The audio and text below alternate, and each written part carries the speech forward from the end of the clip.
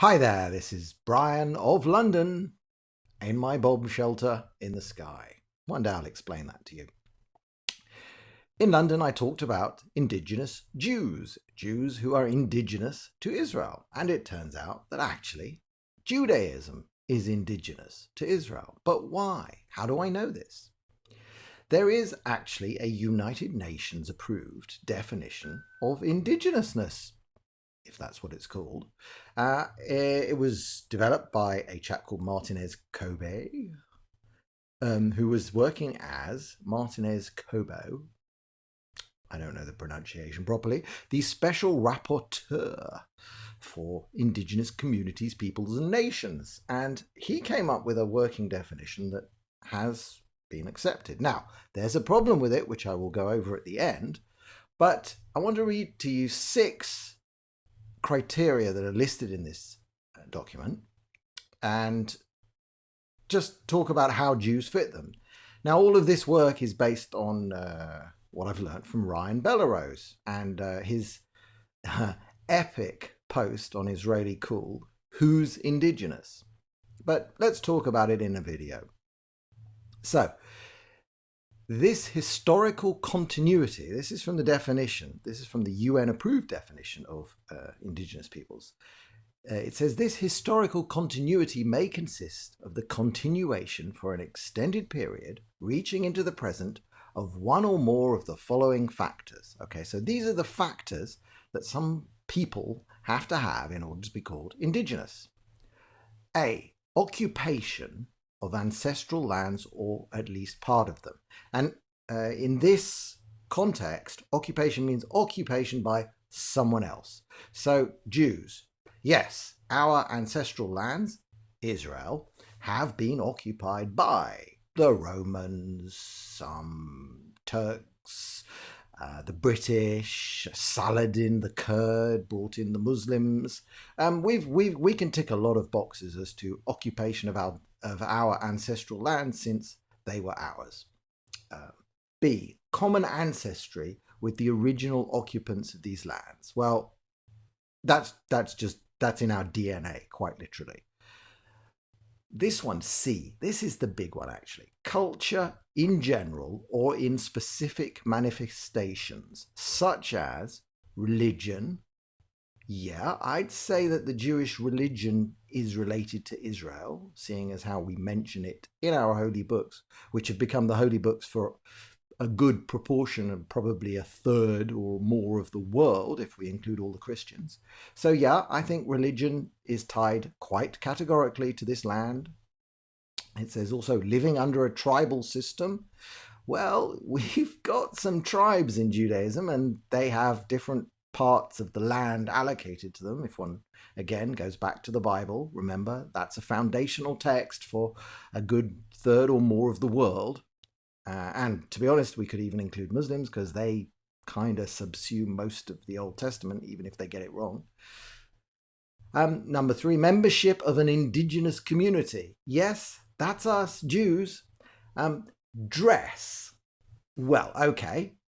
We have some Jews, unfortunately, stereotypically, the ones that are always picked out, who wear black hats and long black coats and look like they are dressed appropriately for a Polish ghetto.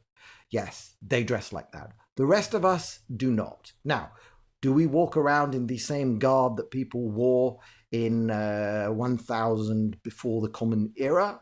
No, we don't, because that would be silly.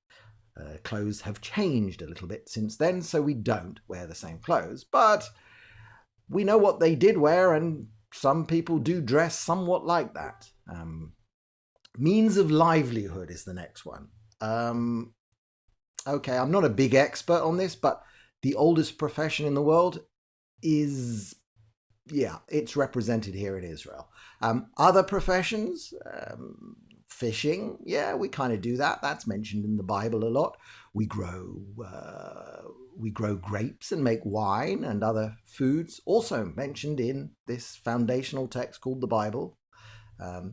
Yeah, I'd say that our means of livelihood bears some relationship to the means of livelihood of peoples living in this land 3,000-4,000 years ago. Lifestyle. Oh, You know, yes, we follow the same calendar that they followed. We follow a different calendar to the rest of the world. We divide up our year not by this solar calendar that the rest of the world uses, which is fixed only on two dates, the 31st of December and the middle of the year, the solstices.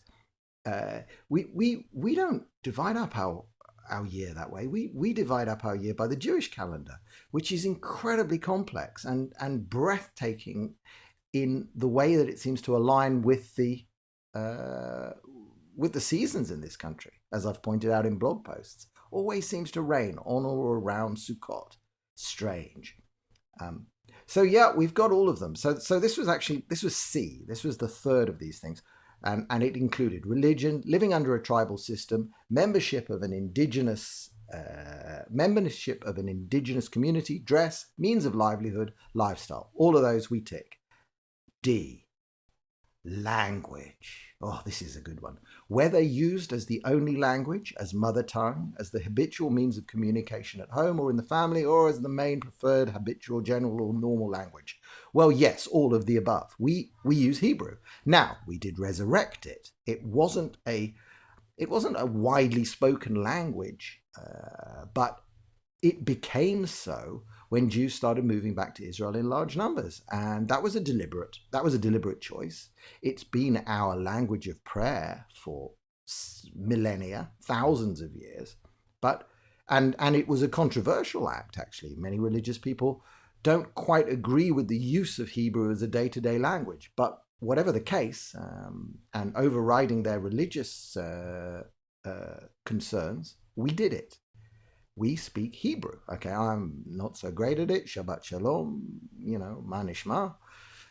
I can get by if I have to, but yeah, we speak Hebrew, and that is definitely tied back to ancient times. We keep digging up coins with Hebrew writing on it that I can read. Even I can read it. Now, residents on certain parts of the country, this is E, or in certain regions of the world. Well, yes, Jews never left, okay? Our numbers declined, but we never quite completed leaving Israel. We were in Tzfat, we were in Jerusalem, we were in Hebron, we were in Shechem, or Nablus, as the Arabs now call it. We were in all of those places continuously. Populations declined, but we never ever left. And F, other relevant factors.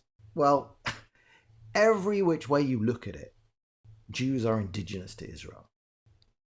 And the last part I'll read, it says, on an individual basis, an indigenous person is one who belongs to these indigenous populations through self-identification as indigenous, group consciousness, and is recognized and accepted by these populations as one of its members, acceptance by the group. Okay, so what that's saying is that indigenous people as a group get to choose who are indigenous. So it's for Jews and only Jews to decide. Now, we've got a complex system here in Israel of letting the Rabbanut decide and having different criteria for who's allowed to make aliyah, to return home and to live in the land of Israel. But it's our decision. It's Jews, sovereign Jews. So, by every measure possible, and this is a great checklist, Jews are indigenous to Israel. There is a slight problem with this UN definition, and that's because that comes at the start of it, which I didn't read to you, but I'll read from the start. It says, indigenous communities, peoples, and nations are those which, having a historical continuity with pre-invasion and pre-colonial societies that developed on their territories, consider themselves distinct from other sectors of the societies now prevailing on those territories or parts of them. Okay, then it goes on. They form at present non-dominant sectors of society and are determined to preserve, develop, and transmit to future generations their ancestral territories and their ethnic identity. Okay, here's the big problem with this definition, and I'll leave with this. This is the big problem. The problem is that the definition only includes indigenous people who are dispossessed, who have gone. Jews were dispossessed, and in 1948, we got it back. We are the success story for all indigenous peoples. And this UN definition is craftily written to kind of write us out, to say the only definition of indigenous people are those who are still wandering around trying to get their land back. Well, I'm sorry, I reject that stuff. We were indigenous before we got Israel back in 1948, and by Jove, we continue to be indigenous in 2016 and forevermore, because we will always be indigenous to this land. As long as our culture, the Jewish culture, the Jewish spirit, the Jewish enormity, because it is so enormous, everything that we've done and given to the world and built and put out there, that is Jewishness. And all of it started here. Doesn't matter where Abraham was born. It's when Abraham came to this land. From there, Judaism sprung. And that's what makes Judaism indigenous to Israel. So, from me, Brian of London, indigenous Brian of London in Israel, I will say Shabbat Shalom and see you the next time I put one of these together. And of course, I have my indigenous Gold Star beer at the hand. Bye-bye.